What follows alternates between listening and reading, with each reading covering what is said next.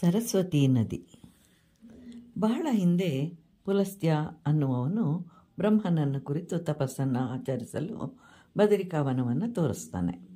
ಅಲ್ಲಿ ಸರಸ್ವತಿ ದೇವಿಯು ನಾನೇ ಎಲ್ಲರಿಗಿಂತಲೂ ಶ್ರೇಷ್ಠ ಅಂತ ಅನ್ನಿಸ್ಕೊಳ್ಳೋದಕ್ಕೆ ತಪಸ್ಸನ್ನು ಆಚರಿಸ್ತಾ ಇರ್ತಾಳೆ.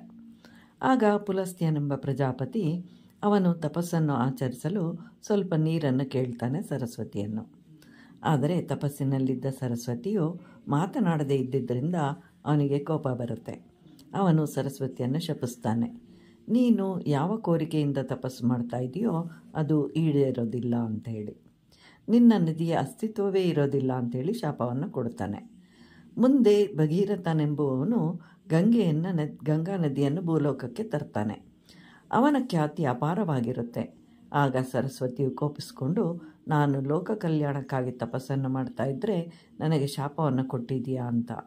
ಆದ್ದರಿಂದ ನಿನ್ನ ವಂಶದಲ್ಲಿಯೂ ಸಹ ಕೇವಲ ರಾಕ್ಷಸರೇ ಜನಿಸಿ ಲೋಕಕಂಟಕರಾಗಿದ್ದು ಸಾವನ್ನಪ್ಪಲಿ ಅಂತ ಹೇಳಿ ಶಾಪವನ್ನು ಕೊಡ್ತಾಳೆ ಸರಸ್ವತಿ ದೇವಿ. ಆಗ ಪುಲಸ್ತ್ಯನು ಶಾಪ ವಿಮೋಚನೆಗಾಗಿ ಅವಳ ಪಾದದ ಬಳಿ ತಲೆಯನ್ನಿಡ್ತಾನೆ.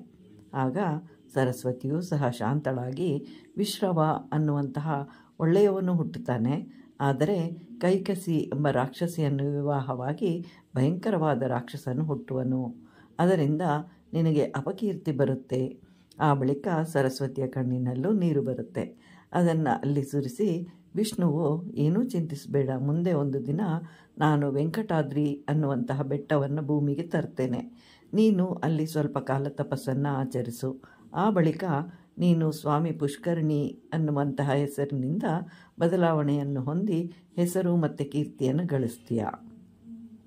ಬದರಿಕಾವನದಲ್ಲಿ ನೀನಿಟ್ಟ ಕಣ್ಣೀರು ಶಾಪಗ್ರಸ್ತವಾದದ್ದು. ಆ ಕಣ್ಣೀರು ಸಿಂಹಿಕಾ ಅನ್ನುವಂತಹ ರಾಕ್ಷಸಿಯಾಗಿ ಹುಟ್ಟುತ್ತಾಳೆ. ಅವಳು ಅನೇಕ ತೊಂದರೆಗಳನ್ನು ಕೊಡ್ತಾಳೆ. ಅವಳನ್ನು ಮುಂದೆ ಹನುಮನು ಸಂಹಾರ ಮಾಡ್ತಾನೆ. ಇವಳ ಮಗನೇ ರಾಹು. ಮುಂದೆ ಬ್ರಹ್ಮನನ್ನು ಕುರಿತು ತಪಸ್ಸು ಮಾಡ್ತಾಳೆ. ಆಗ ಬ್ರಹ್ಮನು ಅವಳಿಗೆ ವರವನ್ನು ಕೊಡ್ತಾನೆ. ಯಾರು ಈ ಸಮುದ್ರದ ಮೇಲೆ ಹಾರ್ತಾರೋ ಅವರನ್ನು ಆಹಾರವಾಗಿ ಸ್ವೀಕರಿಸು, ಹಾಗೂ ರಾವಣಾಸುರನಿಗೆ ಸಹಾಯ ಮಾಡು ಅಂತ ಹೇಳ್ತಾನೆ. ಮತ್ತು ಸಮುದ್ರದ ಮೇಲೆ ಹಾರುವಾಗ ಅದರ ನೆರಳನ್ನು ಹಿಡಿದು ಎಳೆದು ಇರ್ತಾಳೆ. ರಾಮಕಾರ್ಯದ ವೇಳೆಗೆ 10 ಕೋಟಿ ಜೀವರಾಶಿಗಳನ್ನು ತಿಂದಿರ್ತಾಳೆ. ಸಿಂಹಿಕಾ ಬಹಳ ಕಾಲದ ನಂತರ ಹನುಮನನ್ನು ನೋಡಿ ದೊಡ್ಡ ಆಹಾರವೊಂದು ಸಿಕ್ತು ಅಂತ ಹೇಳಿ ಅವನನ್ನು ತಿನ್ನಲು ಅವನ ನೆರಳನ್ನು ಹಿಡಿದು ಎಳಿತಾಳೆ.